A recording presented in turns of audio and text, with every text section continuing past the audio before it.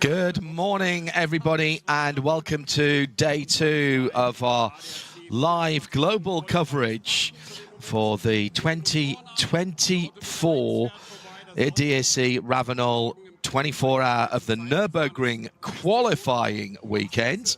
It's another beautiful day in the Eifel, a tad cooler than yesterday. We're starting a little earlier, racing this afternoon, but first we're going to have a go at the top 30, top qualifying, because that's what, of course, we will see when we get around to the race itself in a few weeks' time. My name's John Hindhaugh, and joining me in the Global Broadcast Centre is Peter Snowden. We'll go through the events of yesterday in a moment, but first of all, good morning, Peter. How are you? Morning, John. Well rested and ready for... It was so good yesterday. Come back for another day today. And another 4 hours of racing to come. There was plenty of action yesterday in a race that was full of excitement, reminding you that this is not just the qualifying weekend. It is round 3 and 4. Yesterday was 3, today is 4 of the Nürburgring Langstrecke series, run by the VLN and a variety of ADAC affiliated motor clubs. We have a couple of teams who have won all 3 outings, and they are headed, therefore they are heading the race at the 491 Hyundai i30N. David Mertens talking to our team in the pit lane earlier on. They have won all 3, and I think it's the 6.5 one as well from memory. They are ahead of the game as far as the championship is concerned, reminding you that the NLS championship can be won from a car of any class, although there is a certain amount of weighting depending on how many cars are in the particular class. And that there's a small multiplier, which is why sometimes you get fractions of points. We have had a qualifying session this morning to identify the top 30.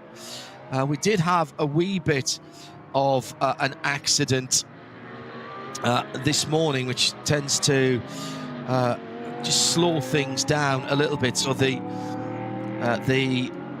last...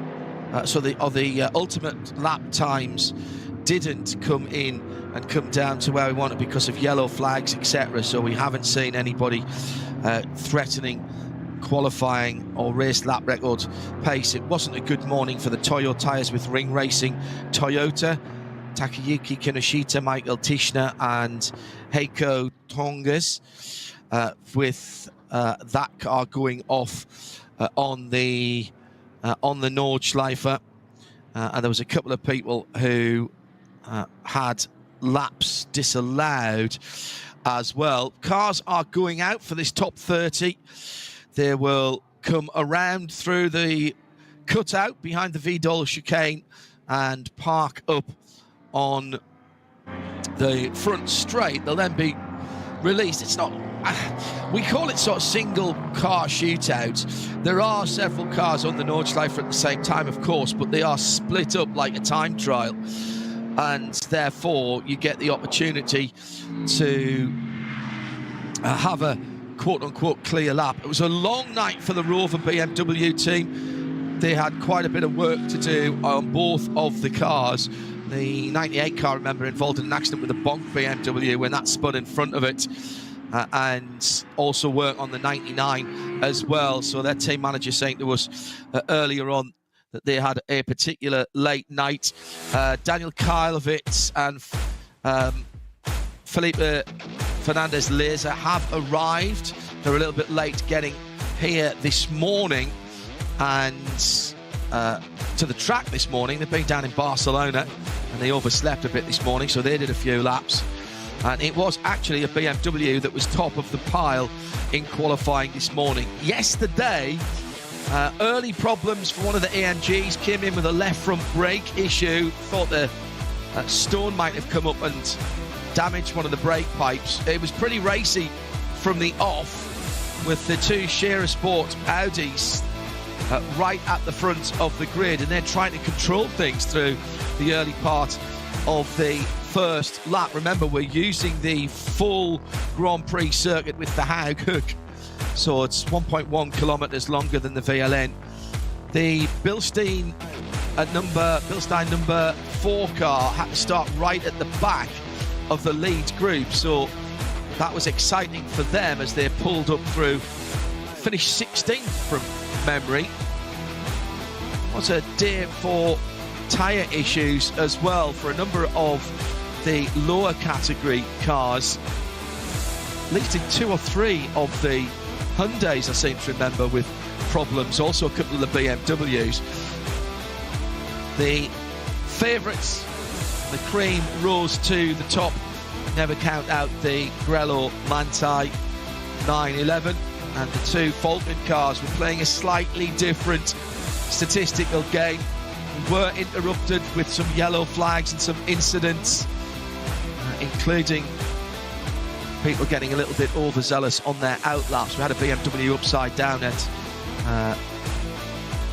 the far side of the circuit for quite a long time. That was under code 60. But a great battle at the front of the field, with sometimes 2, 3 and 4 of the SP9 cars battling together. Müllner and Kay Kramer had a brilliant scrap for the top position in Cup 2 for the Porsche 992 Cup cars. That went on right through the race. At one stage, Müllner had 3 cars in the top 6. Didn't quite work out for them because a couple of those cars needed a wee splash towards the end of the race. But nevertheless, the Cup 2 battle was absolutely stunning. Now, we started later yesterday, which meant we went into the evening hours, and it was full dark. There's 2 Cup cars, the Kay Kramer gold and black car and the blue and white from Müllner, just kept at it. But at the front of the field, an extra 2 laps into the final stint meant Tim Heinemann took his first ever win on the Nordschleife with his partner Sven Müller. And there was a great scrap for second position, which saw on the run to the line through the last part of the Dottinger Höhe, the second of the Falken cars, the number 33, go through and make it on the road at least a 1-2 for Falken and a 1-2-3 for Porsche.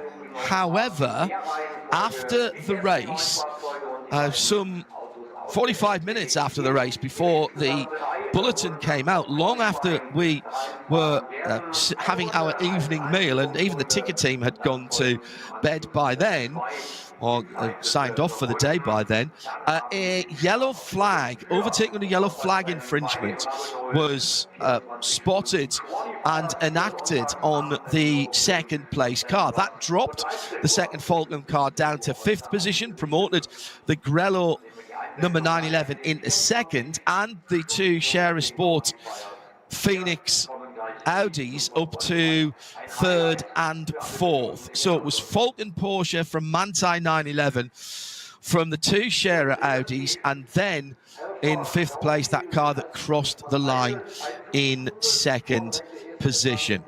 So that's how the points will be reflected. I suspect it won't matter come the end of the season. What we have now is the runoff, and we will give you the drivers as they go off. In the number 72, it's Max Hesse for Shell Helix Ultra in the BMW, and he'll get the green flag in about 8 seconds from now. Behind that is the first of, this is how they qualified earlier on, by the way, so good work from BMW to come back from their problems yesterday. The first BMW outside the top 10 from memory, I think it was 12th. Second going off is the 33, that's Klaus Bachler. Then it will be David Pittard in the Valkenhurst Aston Martin. Then the 98 is Rafa Marciello for Rover BMW. Behind him, is Marcel Markovits for the number 11 Mercedes. Behind the Mercedes, that looks like the number 27. Yes, it is. So that is Kelvin von der Linde for the Abt Lamborghini Huracan. The second of the Rover BMWs is Sheldon von der Linde in the number 99. Remember, the 98 was damage on the right front yesterday. Then that looks like Relo, and that is Thomas Preining, who's going to take the potential of 2 laps. Behind that, the number 4 is Lucas Stoltz. He'll get the green flag after Preining has gone down the road. Behind Luca in 10th is the number 15, and that is Fred Verveech, who's going to start when Luca has cleared. Then it's the number 5, the Fat Auto Technic, the Fat Turbo. That is the Herberth car, Dennis Olsen back in Porsche overalls there. Behind that is the second of the Falcon machines, and so that will be Nico Menzel. Behind Nico is the number 9 of Fabian Schiller, and after that the 35 has Mike David Ortman to do his qualifying in the Aston Martin. So Fabian will get going straight of all way, and then it's the 130, which is Maro Engel. Then it is the Glickenhaus, and it is going to be Frank Mayer in the Glickenhaus, with Daniel Kalvitz and Felipe Fernando Laser just getting in yesterday evening, and they were very late. Behind that is the number 7, the Conrad car of Danny Sufi in that distinctive Lamborghini. The 16 will have Ricardo Feller behind the wheel in that Phoenix Scherer car. Then it is the number 6 of Aaron Ralph. Behind that, the number 1 took the time this morning getting up to speed. That'll be Daniel Kalvitz. Sorry, I got my drivers mixed up. So Aaron to go. Daniel Karlovitz, I put him in the wrong car, didn't I?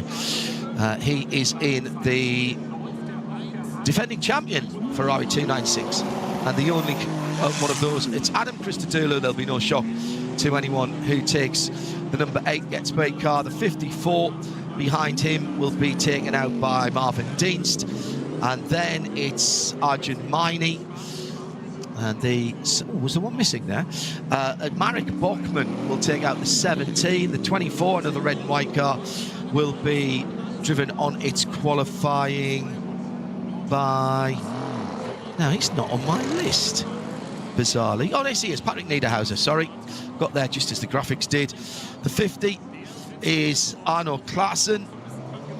The 71 is the driver known just as Selv.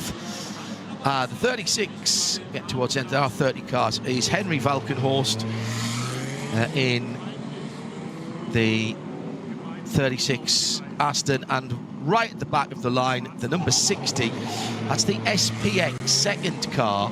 It is just a Cup 2 car, actually, but it's running on Falcon tyres rather than the Michelins that the Cup cars run on. They're doing tyre development with that car, and it's Young Kyum Im who is driving that car. So they are all off and running on effectively their warm-up lap. Good morning to Chris Suku, who's had a full English this morning and had his morning walk, settling in for the qualifying and racing, multitasking in the study.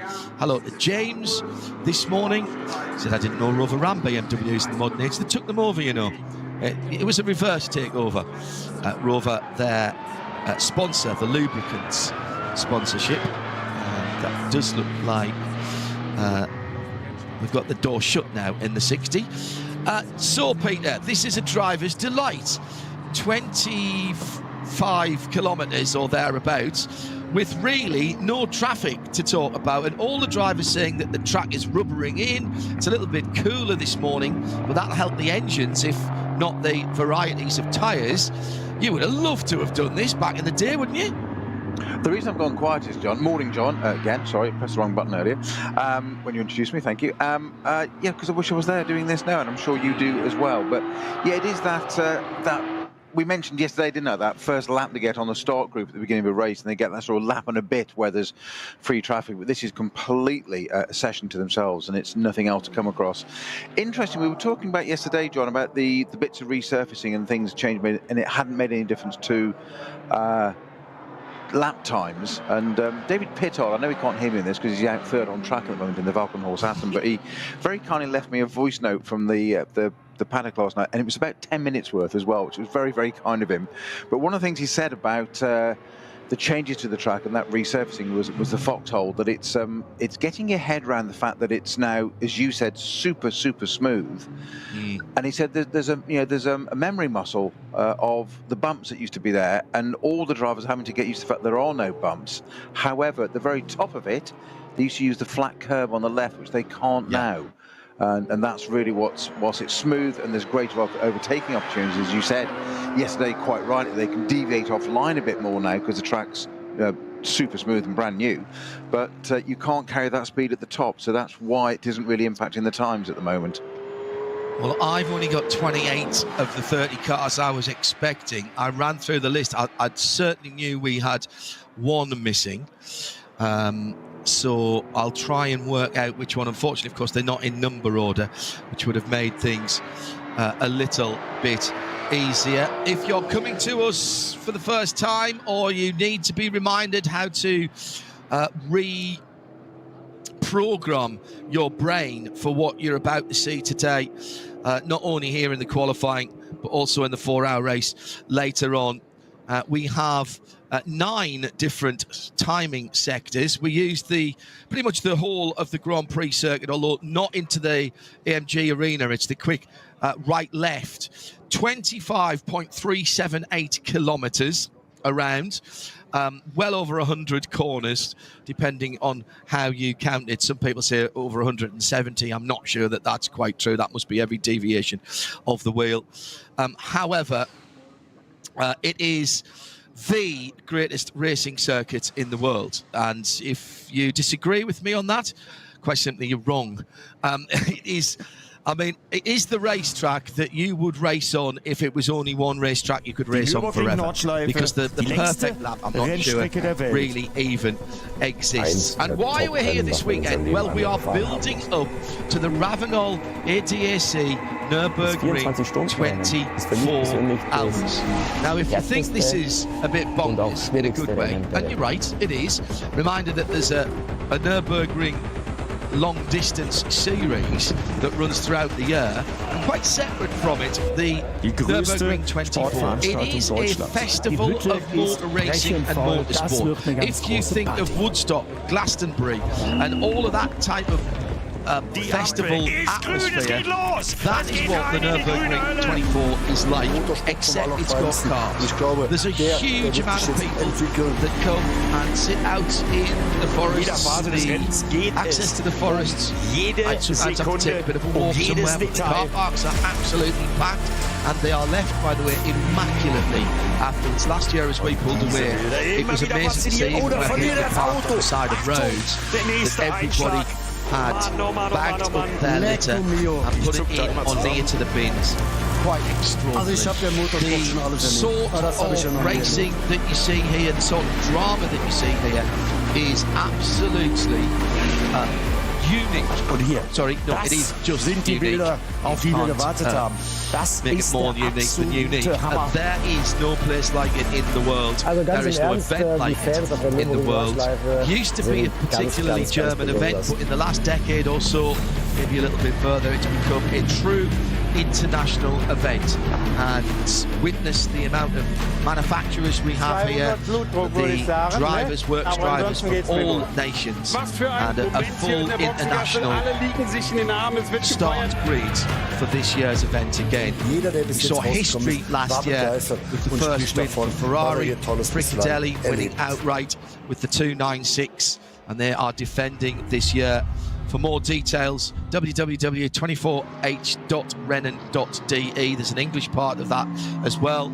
You can get your tickets and start planning your trip. From the UK, by the way, easy to get to from Europe. It's only about 90 clicks from Spa. People forget that. And the roads down that way, if you stay off the highways, are absolutely superb. Did that in my 968. The first year I had my 968, so that would have been 7 years ago. But from the UK, hop across the channel, and it's a pretty easy drive down. And the last hour or hour and a half is on the country roads, which are superb. They are very similar to what you see on the Nordschleife. Right, here we go then. The first half a dozen already heading onto the Hats and Back, which is the first part of the Nordschleife. Lucas Stoltz just coming down towards the Vidal chicane. He's still on the Grand Prix circuit in the Team Bilstein Mercedes number 4. Now commits to the uphill left-hander, and now he's on the Nordschleife through Sabine Schmidt's curve. Very easy to mess your lap up there, Peter, before you've even got going, because the curb on the left is pretty unforgiving. It is. It's very narrow on the right, and we saw a little bit this yesterday, wasn't it? Wasn't it Gamaziak in the Valkenhorst? It was Kuba, yeah. Yeah, just clipped the barrier there, which is unlike him. But we've always said it's that sort of funnel, that tight bit, and it kind of sets the tone for what you're about to do for the rest of that lap. So you've really got to have your A game on there. I'm just trying to find the cars that we're missing, John. I think it's 60 and 55. 55 being the Dual Motorsport KTM. And 60 would make it the Hankook. No, 60's there. It is 60. 60's okay. Definitely there. Yeah, that went out last. I didn't have 55 on my original list, if I'm honest. So, okay, 54 Dynamic Porsche. Right. Yeah, Marvin Dienst. Let me have a look. I can't see that one on the timing screen. Well done, Peter. And I think also 69, the other Dual Motorsport Aston. Didn't that retire from yesterday? Yes, you might. I think it's those two, John. Was that on that? No, that wasn't on my original list either, though. The 69. I'll work it out when we get through.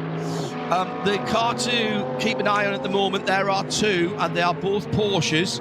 The second in the line is Klaus Bachler. He's setting best times by some margin, actually. Max Hesse was first out there, but he's already a full second slower than the Falcon car behind. Make that now nearly 3 seconds slower as he goes through timing 5, sector 5. So Klaus Bachler, and also keeping an eye on the times of Dennis Olsen in the number 5 Herbert. That's another red and white car. He was a tiny tick of the clock quicker than Bachler in the first and second sectors. That puts him even there. He was even there, so let's see what he comes through the third sector. Marcel Markovitz going nicely for the Old Schnitzel all-day restaurant car. That's Schnitzelarm. No, really, it exists. Sounds like heaven to me. It'll be Schnitzel again today for me. Why not? With a bit of Pilsaus as well. So that number 11 Mercedes going nicely in one of the longer sectors. Sector 5's about 1 minute and 3/4. Now, Thomas Preining puts in a good lap time or sector time there, but generally speaking, I've got Klaus Bachler, I think, just a little bit ahead of everybody else at the moment. Markovitz is round about 3/4 of a second to a second behind. I'm just doing quick base 60 maths as they come through, because we don't get offsets here. We'll only see them when they come to the end of the completed lap. So Max Hesse in the BMW Team RMG, the Shell Helix car, was the first car out. And now he's being caught by Bachler coming down to Brunchen. Always a lot of spectators here, ride the curbs and the block paving on the exit. So now this is a problem for Bachler, because he comes up to the ice curve now, and he's got the BMW right ahead of him as he crests the rise. Get airborne over the next little jump, and then get the car slowed down for the right-hander. And now flat out all through this part of the circuit where Bakler and Hesse are now is flat out, and you're just threading the eye of a needle, riding the curbs if you need to. As they come down through Flansgard, didn't need to use the curb there, but I think Bakler will be somewhat frustrated as they come through the Swallows Tail and into the small carousel. He will get a lovely draft onto the first part of the long Dottinger through Gallows Hill corner. And there was a big dab of the brakes by Max Hesse there. Now the long run back to find out what the lap times are. Well, maybe Bakler has played a blinder here. He is the quickest car in that long sector, and he will be getting a draft from that BMW here. Will he be able to turn that into a good lap time, and has he got enough left in his tyres to do a second lap? That's the question. Coming up to the Bilstein Bridge, basically you just look through that corner, it's all fingers. He is going to go for it up the hill into the Tiergarten. So he's made up a significant amount of time, some 20 seconds or thereabouts. How did they start them at 10-second intervals, wasn't it? My apologies. So as they come to the line, it will be Klaus Bakler who goes to the top with an 8:09.219. Wow, that is impressive. 8:09. Now, does he carry on, or is it one and done? My goodness. I think the question is, does he need to carry on? Well, 8:09. I mean, I think he's played that to a blinder, hasn't he? Absolute blind. In the end, what we thought was going to be a hindrance actually worked out to be into his favour, didn't it? Yeah.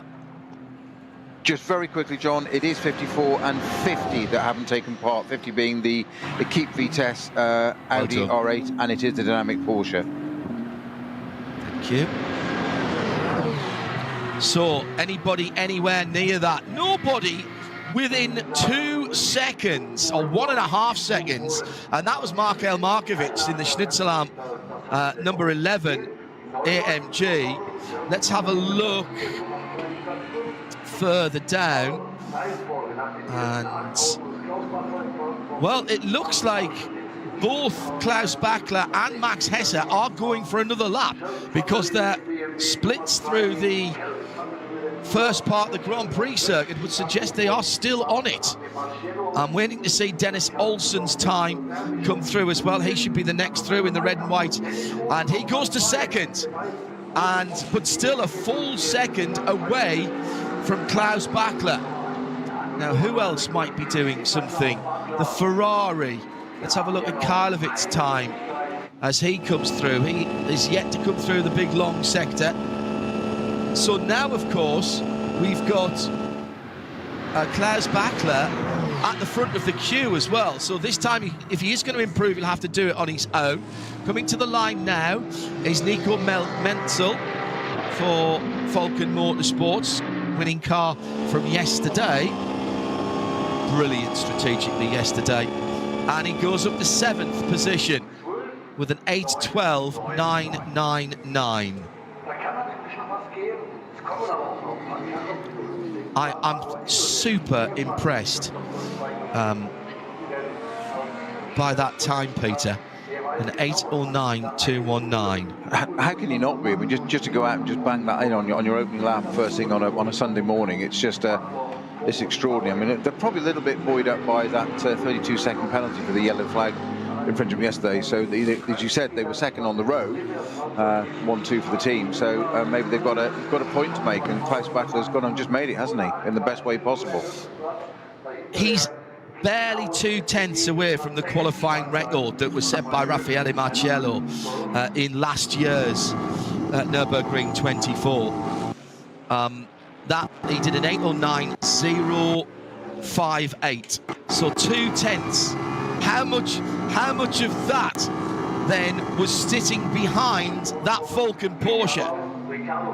Yes, he got a good draft down the Dottinger hole, but what did he lose, Peter, in that last spot? It was nearly the last third of a lap, wasn't it, that we certainly saw him behind, because it was before Brunchen that he caught him. Yeah, it was a long way, wasn't it? Because he sat for a long bit. And it's almost as if Hesse sort of raised his game a bit, didn't he? When he pulled out a little bit, sort of 2, 3, 4, maybe 4 car lengths. But then Bachler just was there. But I honestly think you nailed it spot absolutely there, John. That he got that right coming onto Galbenkopf onto the Dottingerhohe and got that drag and just used that to his advantage and pulled it back there. But 8:09.219 is staggering, as you say. How far off the lap record from Marcello? Under 2/10. 2/10 off the lap record. 10th and a half, basically. Well, let's call it 2/10. Let's call it 2/10. What's a 10th and a half? Frank Mayer, by the way, has gone through in 6th overall. We know that Glickenhaus has got good single lap pace. He qualified 4th yesterday. He's done an 8:12.683. I wanted to see where Olsen got to. We mentioned him. He got to 2nd. So it's Bachler for Falken Porsche, Olsen for Herbert Porsche, Markovic for Schnitzelam AMG GT3, Pittard for Aston Martin and Valkenhorst, then von der Linde for Rover Racing, a BMW, the 99, then Frank Mayer top of the SPX class, Thomas Preining in 7th for Manthey and the Grello, Nico Menzel for Falken in 8th, the 44 car. The Abt Sportsline Huracan is in 9th. 10th is the Pro Sport Aston. Daniel Karlovitz in the Frickadelli Ferrari is in 11th. And they are separated, the top 10 are 3.9 seconds between them. So that'll give you that.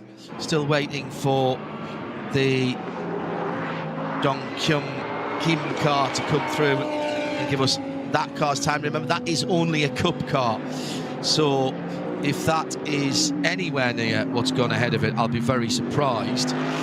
The Valkenhorst Aston Martin number 26 with Henry Valkenhorst behind the wheel only put in a 44, so he's had a little bit of an incident somewhere, or he was building up very slowly. Just keep an eye on Pittard, the other Valkenhorst Aston. It's currently in 4th on an 8:11.852. He sets quite a quick sectors of 4, 5 and 6 as well. So 72 now has caught back up to, I reckon, the Klaus Bachler car. So now it's the opposite way around. Max Hesse, did he save a little bit of his tyres before as they come down now to Brunchen? He's caught him in almost exactly the same place, about 4 or 5 corners before Brunchen. And now they head up the hill towards the ice curve, so-called, because when it's frosty, it stays frosty there because of the shadow from the trees. The sun doesn't get to it. Right, now heading through across the jump and then gather the car back up again as much as you can. All 4 Falken tyres off the ground for Klaus Bachler. Porsche moving around an awful lot as they come through this absolutely flat out run down through to the bottom of the hill. It's a great, Flansgarden is absolutely great. That's the easy flat bit. The bit before it is not. You've got to keep telling yourself that it's flat in those corners. After that little jump and to the right-hand side, then basically you are just letting the car flow. And what you don't often see from our TV coverage, it's very difficult to see it, is that there is a crown on the road, and crossing backwards and forwards in that section, just as you're coming into Flansgarden, you go backwards and forwards across the crown of the road. So the line is not the obvious line there. And looks like Thomas Preining is putting a decent lap together from his lap times. Is it going to be quick enough, though? He needs to find 3.5 seconds. Coming to the checkered flag then. And Max Hesse wasn't able to drag by the Falken Motorsports 33 Porsche. Coming to the line now, 8:09.219 was the best time for Bachler. No, 8:12. But an 8:10, excuse me. Max Hesse did an 8:12.6. He did improve it. Yes, so he did improve. Hesse improved his time. He's in 6th at the moment. So still at the moment, a full second. Coming to the line then. Keep an eye on these other cars. There's Rafa Marciello coming through. His lap record threatened, but not broken. 8:12.6 for Marciello. 7th position at the moment, displacing. So Hesse actually did move up.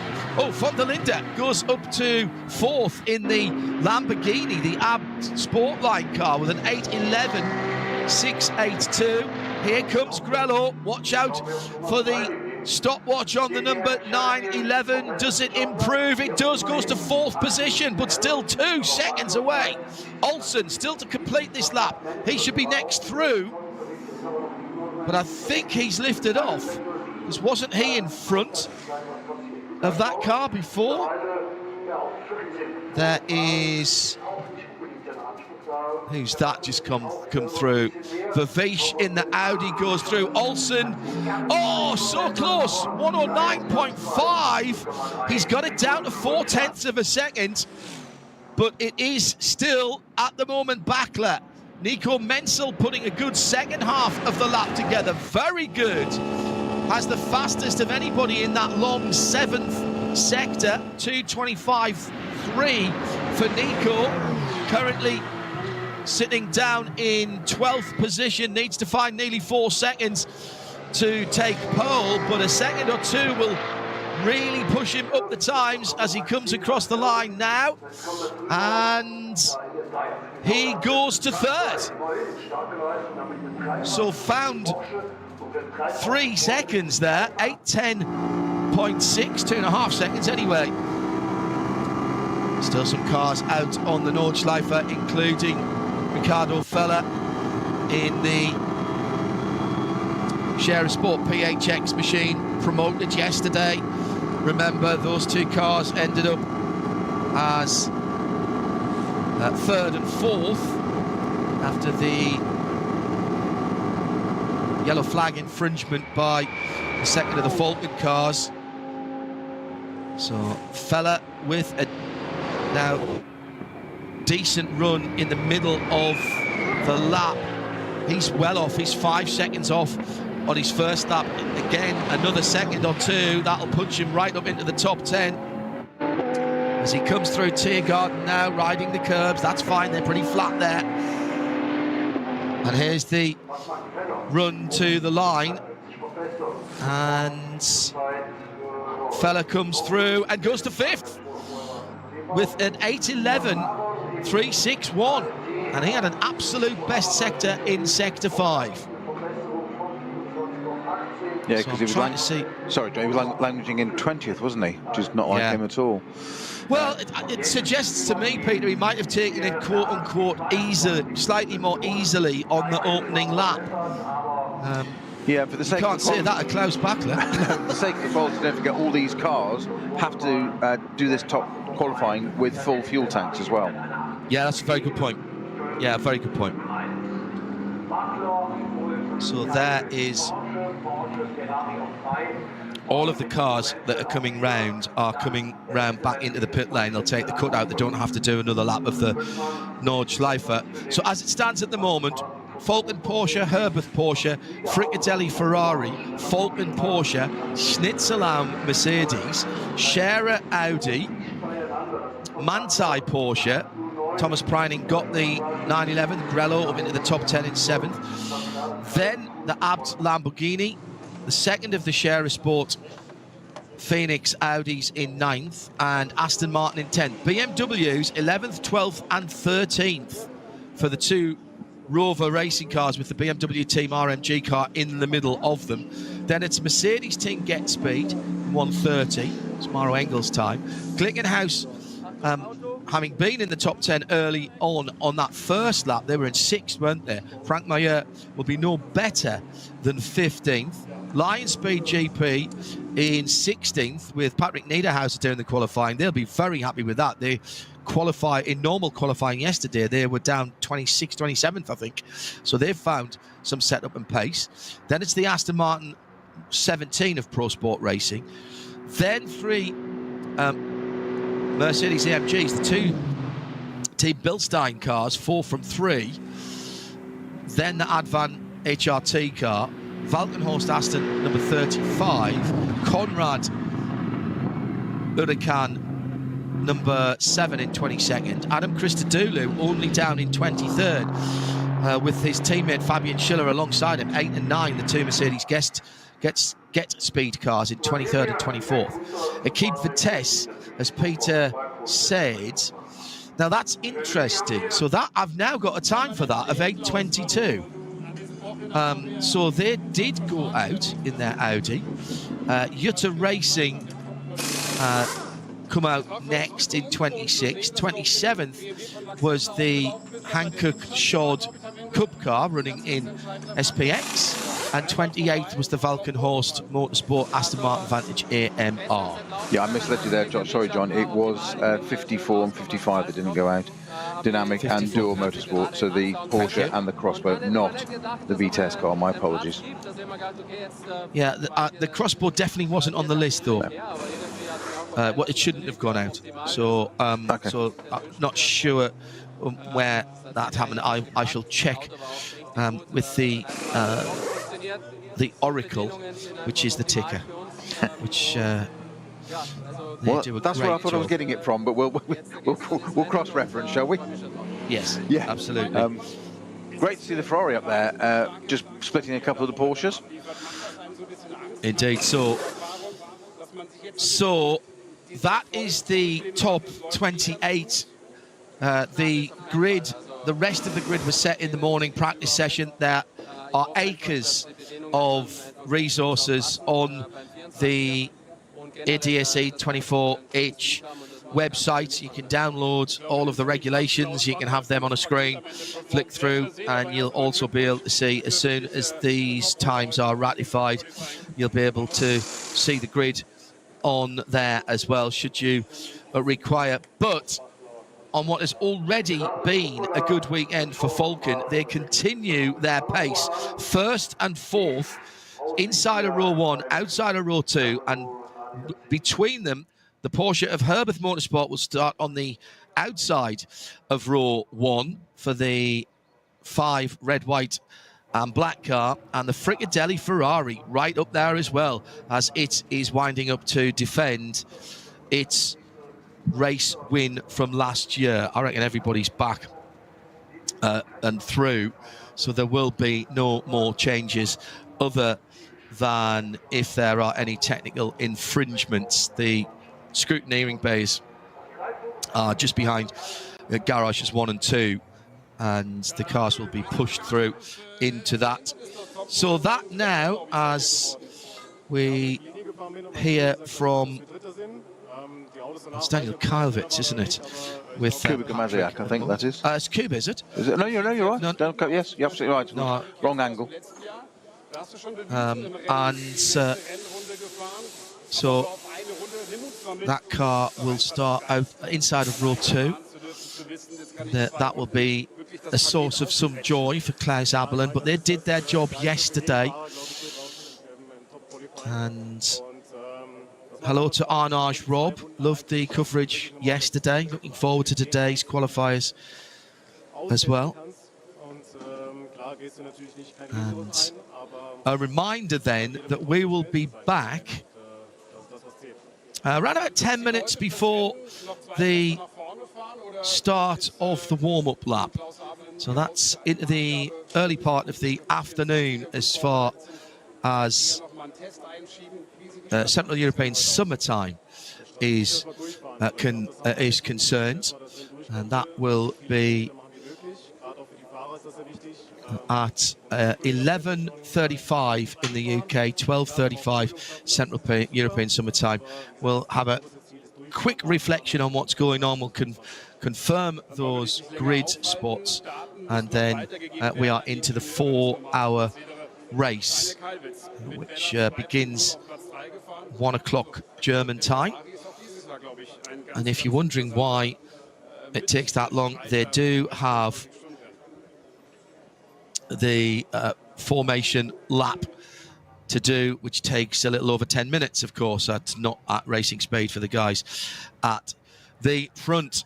So confirmation of the top qualifying shootouts: Porsche, Ferrari, Porsche, Mercedes, Audi, Porsche, Lamborghini, Audi, Aston Martin in your top 10. 2.6 seconds separating those. Then 3 BMWs, Mercedes, Glickenhaus, top of the shop for SPX, of course. Good run for the number 24 Lion Speed. Patrick Niederhauser qualified that car in 16th position. What happened to the Bilstein cars? Lucas Stoltz and Arjun Maini only down in 17th and 18th. And looking further down, the Team Get Speed car, Adam Christodoulou, Fabian Schiller, they're keeping their powder dry, but they were only down in 23rd and 24th position. So something not quite right as far as those Mercedes were concerned. Did they get the setup wrong this morning? Maybe the tyre pressures. It is a little cooler, 3 to 4 degrees Celsius cooler than it was at race time yesterday. It was 19 in the air. So very interesting. As I say, that has set the top 29. The dynamic car, as Peter said, didn't go out. The dynamic GT Porsche, the number 54. So that will start in 29th position. And everybody beyond that, they set their times in the standard session this morning, which was a rather inhospitable 7:15 for the teams and drivers, and particularly for one or two of the teams, notably the Rover Racing team, who had been up all night. I would have thought that came around rather too early for them. And in fact, actually, the two Glickenhaus drivers who flew in last night were saying that they actually missed their alarm call this morning.